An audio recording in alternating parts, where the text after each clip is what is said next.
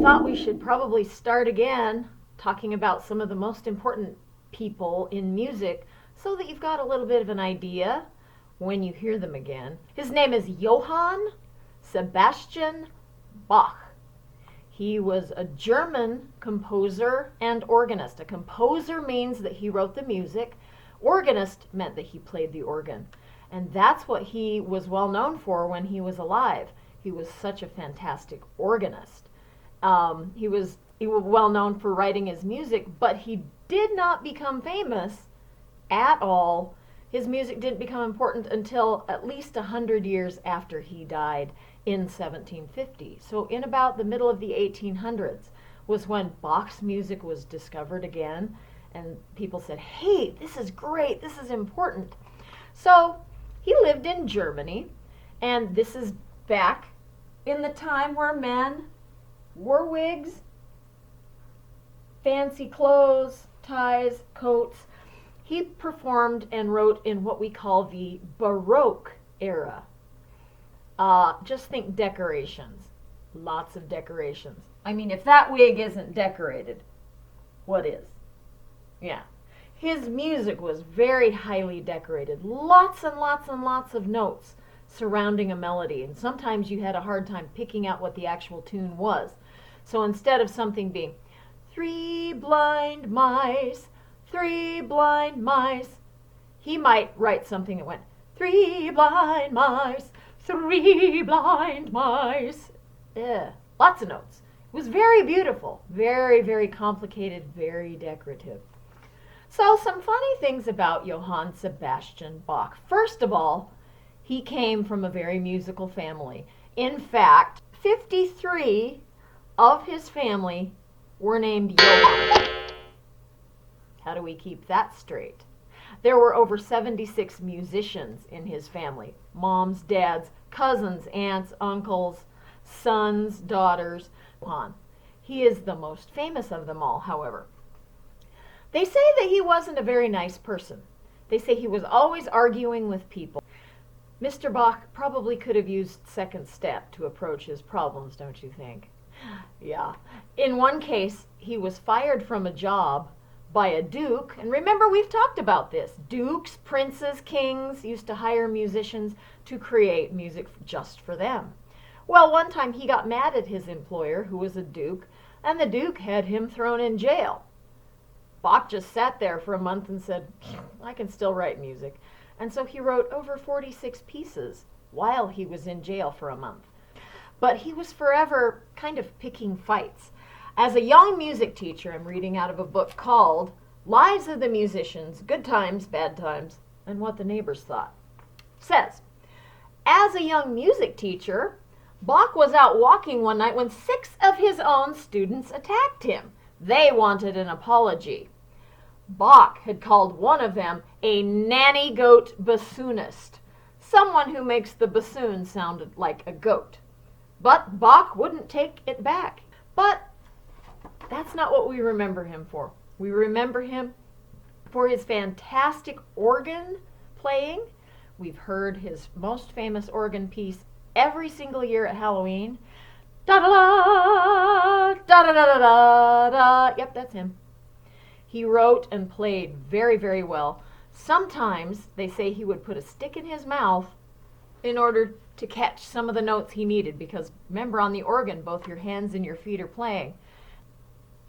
Bach spent his whole life in one part of Germany. He was married twice, first to his cousin Maria Barbara, and then after she died, to a lady called Anna Magdalena, who was a very good singer and a keyboard player.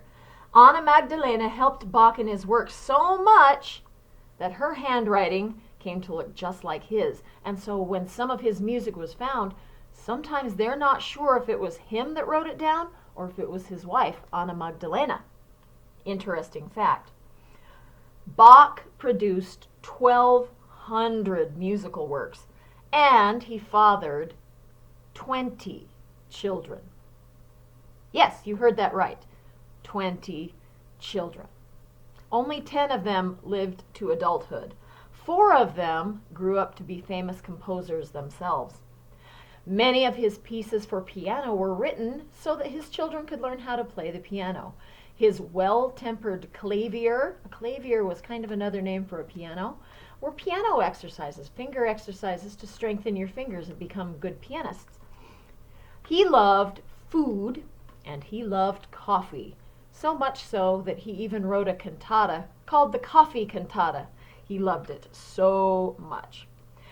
Later in his life, he went blind, probably from having to copy out his own music in such poor light.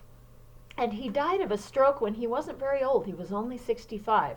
And so that was about a life expectancy, was 65. So Johann Sebastian Bach wrote so many pieces, many of which are lost. They found and cataloged 1,200 of them. Hi friends! The next part of this video absolutely has to be done at the keyboard. Why? Because that's what we know Bach for.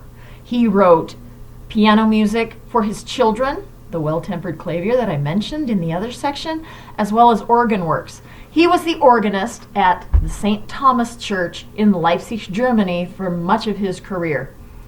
And from Sunday to the next Sunday, he would write several great big pieces.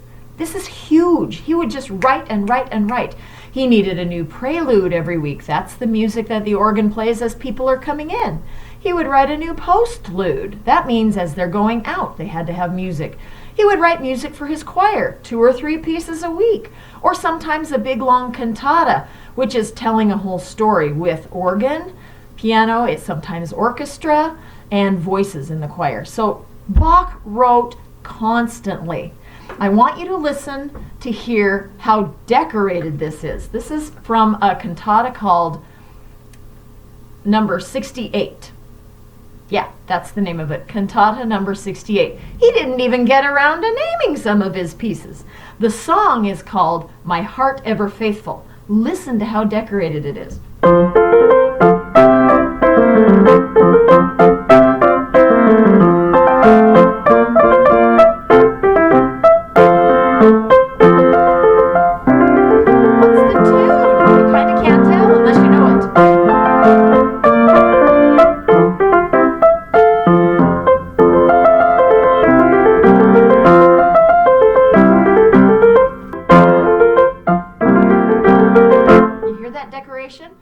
That is characteristic of the Baroque, where they thought, ooh, we need all the notes we can cram in there.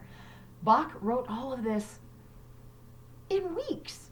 He wrote most of his music in a matter of hours or days, which is extraordinary, considering that I'm still trying to write you guys 2 new songs about this quarantine situation, and it's taken me weeks, and I'm still not finished. So, Johann Sebastian Bach, if you want to learn to become a good pianist, you play his music, because he wrote finger exercises and he makes you a really, really good pianist if you can play his music. Look him up. Listen to his music. There's so much